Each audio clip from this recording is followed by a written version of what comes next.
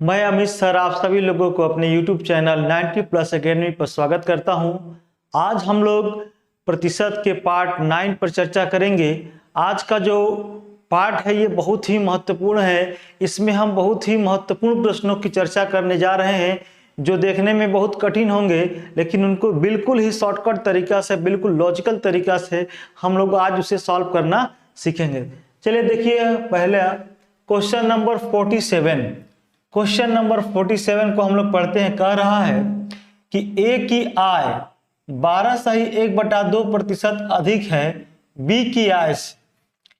कह रहा है कि ए की आय 12/1/2% अधिक है बी की आय से और बी की आय 10% कम है सी की आय से। तो ए की आय कितना प्रतिशत है सी की आय का? ठीक है, कह रहा है कि तो क्वेश्चन में देखिए कह रहा है तो ए की आय कितना प्रतिशत है सी की आय का। तो सबसे पहले हमें ए बी सी की आय को निकालना होगा। ठीक है, यहां हम लोग रेशियो मेथड पर चर्चा करेंगे। यहां हम लोग रेशियो मेथड पर चर्चा करेंगे कि रेशियो मेथड पर इसे कैसे सॉल्व किया जाए। ठीक है, देखिए रेशियो मेथड का मतलब ये होता है कि अगर मान लीजिए कि ये ए रेशियो बी दे दिया है 2:3 और बी रेशियो सी दे दिया है 4:5, तो आप बताइए कि A ratio B ratio C क्या होगा। ठीक है, पहले हम क्वेश्चन पर जाने से पहले इसके मेथड को समझ लेते हैं। हालांकि ये सारी चीजें हम लोग रेशियो के पार्ट में भी पढ़ने वाले हैं, लेकिन यहाँ यह क्वेश्चन उससे रिलेटेड है, इसलिए मैं इसको यहाँ बताना चाहता हूँ। ए रेशियो बी बराबर 2:3, बी रेशियो सी बराबर 4:5। ठीक है, इसको हम लोग ए रेशियो बी रेशियो कैसे बनाएंगे? पहले हम इस दोनों पार्ट को लेंगे 2 और 3, और फिर बी और सी है इसको लेंगे 4 और 5। देखिए यहाँ जगह खाली हो गई, यहाँ जगह खाली हो गई, तो जो जगह खाली है इसके आगे ये जगह खाली है तो यहाँ 3 भर देंगे, और इसके आगे ये जगह खाली है तो यहाँ 4 भर देंगे। उसके बाद इसका इसमें मल्टीप्लाई, इसका इसमें मल्टीप्लाई, इसका इसमें मल्टीप्लाई कर देंगे तो 4 × 8 हो जाएगा, 2 × 4 8, 3 × 4 12 और 3 × 5 जो है 15 हो जाएगा। तो ये रेशियो हो गया A ratio B ratio C. तो मान लीजिए कि अगर ऐसे ये आया होता, ठीक है, कि अगर ये ए है और ये बी है और ये सी है, तो प्रश्न में कह रहा है कि ए की आय कितना प्रतिशत है सी की आय का। तो देखिए जो सी की आय है, सी की आय को हम बेस वैल्यू मान देंगे और ए की वैल्यू आपका यहाँ 8 है, गुणे कर देंगे 100। ठीक है, अब इसको यदि हम कटा देते हैं, यदि हम इसे कटाते हैं 5 से तो ये 3 होता है, और ये 5 से कटाएंगे तो ये 20 हो जाएगा। ये हो जाएगा 8 दूनी का 16। ठीक है, यहाँ 3, यहाँ 3 5 15, फिर बचा 1 तितरी का 9, ये 53/3% इसका आ गया। एज ए एग्जाम्पल, ये सिर्फ मैंने एग्जाम्पल दिया है, क्वेश्चन को सॉल्व अभी नहीं किया है। मैं आपको एक एग्जाम्पल समझाया हूं, ए रेशियो बी इतना है, बी रेशियो सी इतना है, तो ए बी सी कैसे होगा? तो पहले ये लिखेंगे, इसके नीचे ये लिखेंगे, जिसके जगह खाली है उसके आगे हम लिख देंगे, इसके जगह खाली है इसको आगे लिख देंगे। ये रेशियो हो गया ए बी सी। अब कह रहा है कि ए बी का कितना, ए सी का कितना प्रतिशत है। क्वेश्चन में कह रहा है कि ए सी का कितना प्रतिशत है, तो सी 15 है और ए 8 है, इसमें 100 से गुणा कर देंगे तो ए सी का कितना प्रतिशत है निकल कर आ जाएगा। ठीक है, तो अब चलिए हम इन्हीं प्रश्नों को इसी मेथड से सॉल्व करना सीखेंगे। देखिए कह रहा है कि ए की आय 12/1/2% अधिक है बी की आय से। ठीक है, तो यहां पहले आप इस प्रतिशत वैल्यू को हम फ्रैक्शन में बदलेंगे। पहले इस प्रतिशत वैल्यू को फ्रैक्शन में बदलेंगे। फ्रैक्शन में मान इसका आ गया 1/8, 1/8। अब कह रहा है कि ए की जो आय है, ए की आय 12/1/2% है बी की आय का। तो ये जो वैल्यू है ये बी है, और उससे क्या है 1% अधिक क्या है, ए है। फिर से एक बार देखिए, ए की आय 12/1/2% अधिक है बी की आय का। तो हमने 12/1/2 का जब फ्रैक्शन वैल्यू निकाला तो ये 8 हो गया और ये 1 है। ये जो वैल्यू है ये बी को बताएगा। अब हमको अगर ए लेना है तो ए की वैल्यू हो जाएगी 8 और 1 9। तो यहाँ पर हम डायरेक्ट यहाँ लिख सकते हैं कि ए रेशियो बी बराबर क्या होगा। तो बी की वैल्यू, ए के लिए यहाँ 8 और 1 9, ये जो वैल्यू है ये बी को बता रहा है, और ए की जो वैल्यू है इससे जो अधिक है 12 से 1/2 अधिक है किससे, बी से, तो बी का मान ये हो गया, और इससे ये कितना अधिक है, 1 अधिक है, तो यहाँ पर लिख देंगे 9। तो ए रेशियो बी बराबर 9 रेशियो 8, 9 रेशियो 8। फिर अब आ जाते हैं, कह रहा है फिर आगे कि बी की आय 10% कम है सी की आय से।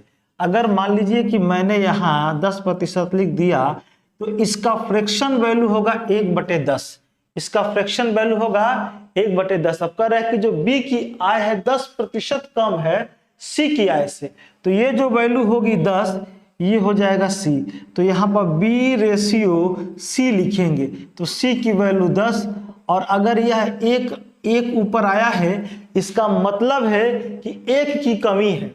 कह रहा है कि बी की आय 10% कम है सी की आय से, तो सी की आय अगर 10 हो गई तो 1 कम जो होगा वो बी की आगे होगी, तो यहाँ लिख देंगे 1 कम 9। तो अब आपके सामने आ गया ए बी और बी सी। अब हमें निकालना है ए बी और सी, ए बी और सी। तो ए और बी का मान 9 8 और बी और सी का मान 9 और 10। इसके आगे जगह खाली है, इसके आगे जगह खाली है, जगह खाली है तो उसको आप लिख दीजिए, यहाँ 9 हो गया। ठीक है, अब इसके बराबर में आप लिख दीजिए 9 × 9 81, 9 × 8 72, और 9 × 8 ये 10 × 8 80। तो अब क्वेश्चन में कह रहा है तो सी की आय, तो क्वेश्चन में कह रहा है कि तो ए की आय कितना प्रतिशत है सी की आय का। तो देखिए सी की आय इसमें हो गया 80, तो सी की आय 80, अब 80 का ये 81, ए की आय हो गई 81, तो सी के हिसाब से ए कितना है, तो अगर सी 80 है और ए 81 है तो इसका कितना प्रतिशत होगा। अब यहाँ से हम इसको निकाल देते हैं, अगर इसको हम कटा दे तो ये हो जाएगा, अगर हम इसे अगर 20 से कटाते हैं तो ये होता है 5 और ये होता है 4, ये हो जाएगा 8 5 40, 405, 405/4। अगर इसको हम कटा दे तो कितना आएगा, 0.101/4%। ठीक है, 4 एकम में 4 जीरो ले लिए, फिर 4 एकम में 4 बचा 1। मतलब जो कह रहा है कि ए की आय कितना प्रतिशत है सी की आय का, तो सी के आय से अगर हम तुलना करें ए की आय का, तो ए सी के हिसाब से कितना परसेंट होगा, तो 101 सही 1/4%। ठीक है, तो आई होप यह क्वेश्चन भी आप लोग को समझ में आ गया होगा, और इसे अगर ना समझ में आए तो इस वीडियो को दोबारा देखिएगा, आपको बिल्कुल समझ में आ जाएगा। ठीक है, चलिए इस पर एक और क्वेश्चन देखते हैं।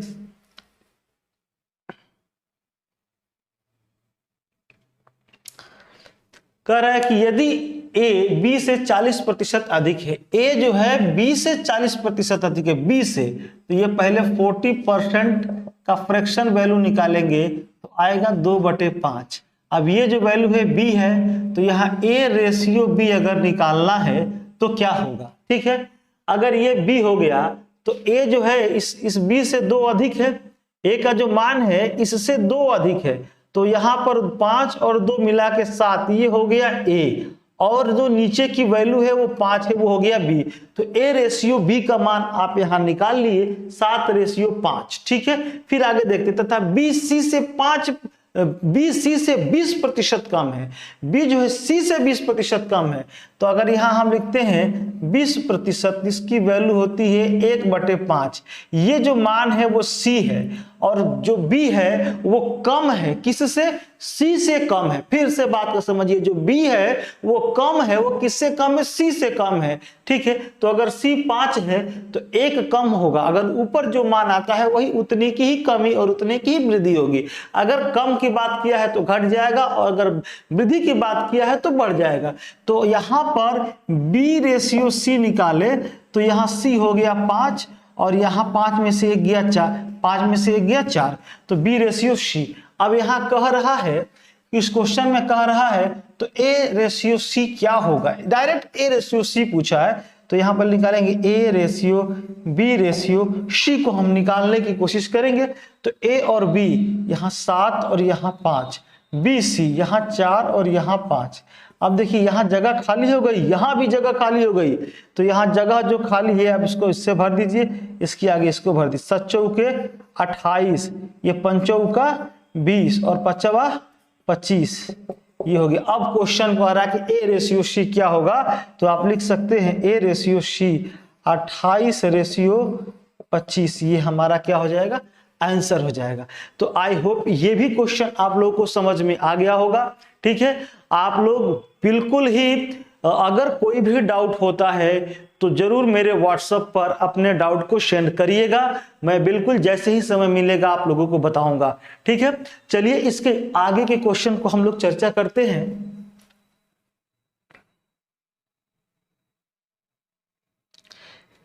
अगला क्वेश्चन है, देखिए ये भिन्न पर यह क्वेश्चन है। ठीक है, ये बहुत ही क्वेश्चन अच्छा है, ये बहुत अच्छा क्वेश्चन है, ये बार बार परीक्षा में पूछा गया है। ठीक है, और इस क्वेश्चन में बहुत ही लड़के कंफ्यूज हो जाते हैं। एक भिन्न के अंश को इतना बढ़ा दिया गया और हर को इतना घटा दिया गया। पहली बात देखिए, पहले हम ये समझेंगे कि भिन्न होता क्या है। भिन्न, भिन्न में होता क्या है, भिन्न बराबर होता है हर अंश बटा हर। ठीक है, अंश ऊपर होता है और नीचे क्या होता है, हर होता है। जो लोग नहीं जानते होंगे पहले यह चीज समझ लीजिएगा, भिन्न बराबर होता है अंश और हर। जैसे मान लीजिए कि कोई भिन्न है 3/2, तो जो ऊपर का मान है ये कहलाएगा अंश और जो नीचे का मान है ये कहलाएगा हर। आई होप आप लोगों को ये क्लियर हो गया। अब हम लोग क्वेश्चन पर चर्चा करते हैं। कह रहा है कि एक भिन्न के अंश को 16/2/3% बढ़ा दिया गया।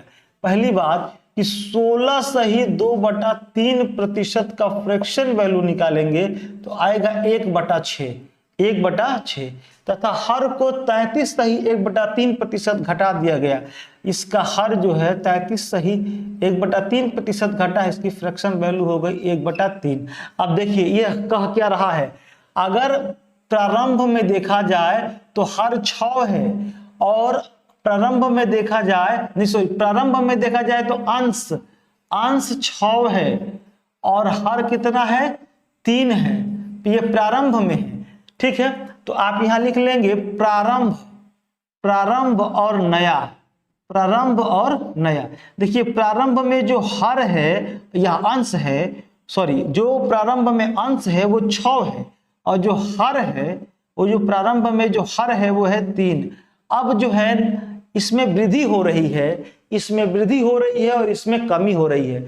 तो जब इसमें वृद्धि होगी तो 6 और 1 क्या हो जाएगा, ये 7, और इसमें कमी होगी तो 7 3 में से 1 गया 2। ठीक है, तो अब ये जो है ये नया जो प्रारंभ में जो भिन्न था वो 6/3 था और अभी नया में जो भिन्न है वो 7/2 है, 7/2 है। ठीक है, अब इसमें सवाल को देखिए, घटा दिया जाता है तो भिन्न 14/15 हो जाता है। तो वास्तविक भिन्न क्या होगा, मतलब कि अभी नया 7/2 है। आप यहां लिख सकते हैं 7/2 बराबर क्या मान आ गया है, 14/15। 14/15। तो हमको अगर नया अपना प्रारंभिक भिन्न लाना है तो 6/3 करना पड़ेगा। तो अब पहले तो हम इसको कटाएंगे, 7 दूनी का 14, 7 दूनी का 14 और यहाँ 2 वहां चला जाएगा तो 1 बराबर 2 दूनी का 4, 4/15, 4/15। अब हमें नया भिन्न अब पुराना भिन्न लेना है तो पुराना भिन्न कितना था, 6/3। पुराना भिन्न का यहाँ मान कितना आ रहा है, 6/3। नया भिन्न का मान कितना आ रहा है, 7/2। तो 7/2 बराबर कितना दिया है, 14/15। जब उस भिन्न में अंश में बढ़ा दिया गया, हर में घटा दिया गया, तो ये जो मान आ रहा है वो 7/2 आ रहा है और यह 7/2 किसके बराबर है, तो देखिए 14/15 के बराबर है। हमने इसको कटा दिया तो 1 बराबर कितना मान आ गया, 4/15। तो हमें किसका मान निकालना है, प्रारंभिक भिन्न का। तो प्रारंभिक भिन्न ये है 6, ये अंश 6 और हर 3, इसका मान निकालना है। तो यहाँ 4/15 गुणे कर देंगे 6/3। अब इसको हम कटाएंगे, अगर इसको हमने कटा दिया तो ये हो जाएगा 3 दूनी का 6, 3 पचे 15, ये हो जाएगा 2 चौके 8 और नीचे 3 पचे 15। तो ये हमारा हो गया आंसर 8/15। तो जो प्रारंभ में जो भिन्न था वो कितना था, 8/15 था। आप लोग अगर आपको कोई भी दिक्कत होती है तो वीडियो को एक बार और देखिएगा और आपको बिल्कुल क्लियर समझ में आ जाएगा। इसके बाद भी कोई डाउट होगा तो आप मेरे व्हाट्सएप पर क्लियर जरूर करा लीजिएगा, ठीक है। चलिए छात्रों, अब हम इसके आगे के प्रश्न को चर्चा करते हैं।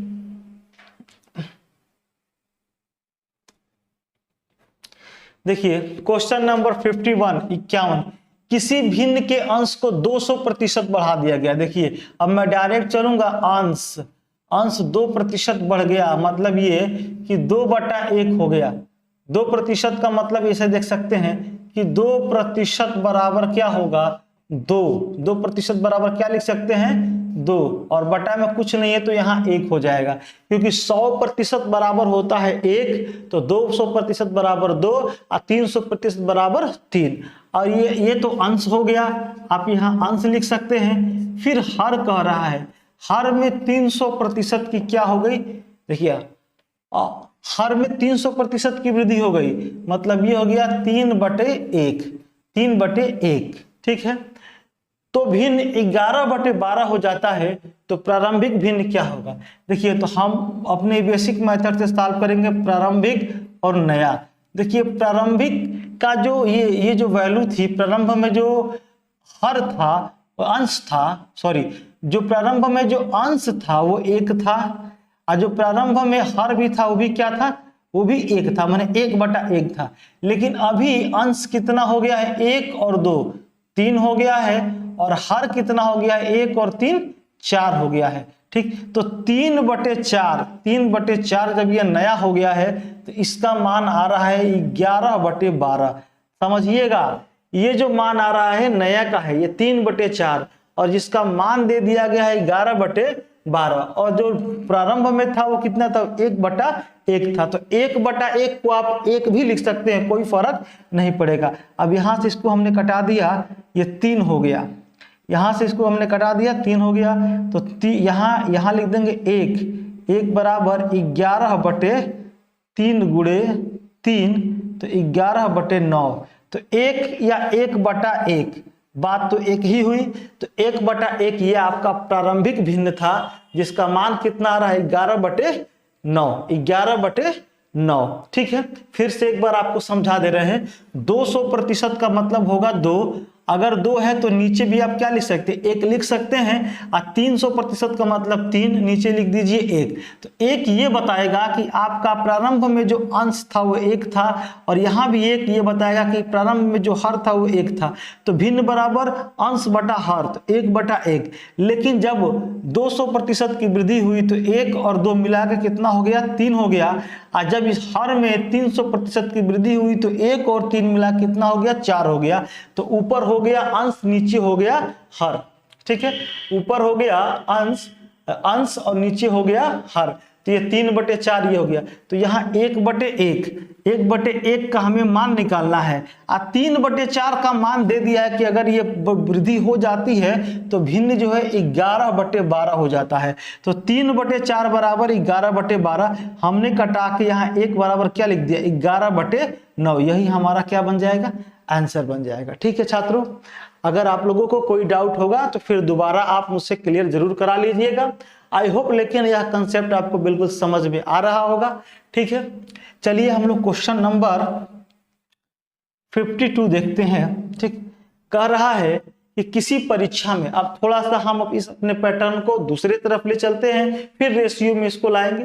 किसी परीक्षा में ए बी की अपेक्षा 10% कम अंक प्राप्त किया और बी सी की अपेक्षा 10% कम अंक प्राप्त किया। यदि ए ने इस परीक्षा में 810 अंक प्राप्त किए हो तो सी ने इस परीक्षा में कितने अंक प्राप्त किए, ठीक है। देखिए यहाँ कह क्या रहा है कि ए है, ए बी की अपेक्षा 10% कम है, ए जो है बी की अपेक्षा 10% कम है, और बी सी की अपेक्षा 10% कम है। बहुत बारीक से समझिएगा छात्रों, ए बी की अपेक्षा 10% कम है और बी जो है सी की अपेक्षा 10% कम है। ठीक है, अब यहां देखिए हो क्या रहा है कि अगर ए ने 810 अंक प्राप्त किए हैं तो सी ने कितना किया होगा। ठीक है, मतलब सबसे जो बड़ा मान है वो सी है, क्योंकि ए बी से छोटा है, ए बी की अपेक्षा 10% कम है और बी जो है सी की अपेक्षा 10% कम है। तो जो सबसे बड़ा मान है वो सी का होगा, क्योंकि ए छोटा है बी से। आप यहां लिख सकते हैं कि ए अगर देख ए छोटा है बी से और बी छोटा है सी से, समझिएगा बात को, क्योंकि ए जो है इसका 90% है, ठीक है, और बी जो है इसका 90% है। ठीक है, आप बात समझिएगा, इसका 10% कम है तो 90%, और इसका ये 10% कम है तो ये इसका 90%। ठीक है, अब लेकिन अब इसका हम इक्वेशन कैसे बनाएंगे इस पर चर्चा करते हैं। तो देखिए सी का 10% कम है, सी से बी जो है 10% कम है, तो सी का 90% बराबर हो जाएगा बी। सी का 90% बराबर क्या हो जाएगा, यहां लिख दिए बी, और फिर बी का 90% हो जाएगा ए। बी का 90% हो जाएगा ए, और जिसका मान कितना दिया है 810। ठीक है, अब यहां से ए का मान निकल गया और इसका मान दिया है 810। अब यहां से कटा लेंगे, एक ये कट गया, सी इंटू 81/100, और यहां मान दे दिया है इतना, इसको कटा दीजिए, ये हो गया 10। तो सी बराबर हो गया 1000, सी बराबर हो गया 1000। आई होप आपको बिल्कुल समझ में आ रहा होगा। ठीक है, अब इसको जरा सा हम रेशियो पर भी सॉल्व करेंगे। ये आपका बेसिक मेथड हुआ, ये मेथड नंबर 1। अब इसको हम रेशियो पर भी सॉल्व करेंगे। क्या कह रहा है, देखिए कह रहा है कि ए बी की अपेक्षा 10% कम है। पहली बात कि 10% का फ्रैक्शन वैल्यू 1/10। अगर यहां देखा जाए ए रेशियो बी तो ये हो जाएगा 9:10, क्योंकि बी 10 है, इससे एक कम ए है। क्लियर। फिर आगे देखे कह रहा है प्राप्त किया बी सी की अपेक्षा 10% कम है, फिर 10% कम की बात आ रही है, फिर 1/10। अब यहाँ बी रेशियो सी, यहाँ सी जो है 10 है और यहाँ जो इससे एक कम होगा वो बी होगा, तो 9:10। अब A ratio B ratio C का हमें मान निकालना है। A ratio B ratio C यहाँ रखेंगे तो यहाँ हो जाएगा 9 और यहाँ 10, फिर यहाँ 9 और यहाँ 10, तो यहाँ लिख दीजिए 10 और यहाँ लिख दीजिए 9। ये हो जाएगा 81, ये हो जाएगा 90, ये हो जाएगा 100। ठीक है, अब मान किसका दिया है ये देखिए, मान दिया है ए का रेशियो कितना आया 81 बराबर 810। किसका मान पूछा है, तो सी का, तो सी का मान कितना है 100 है, ये कट के हो गया 10, तो 100 बराबर 10 × 100 बराबर आ गया 1000। आई होप ये भी मेथड आपको समझ में आ गया होगा। ठीक है, चलिए छात्रों अब इसके आगे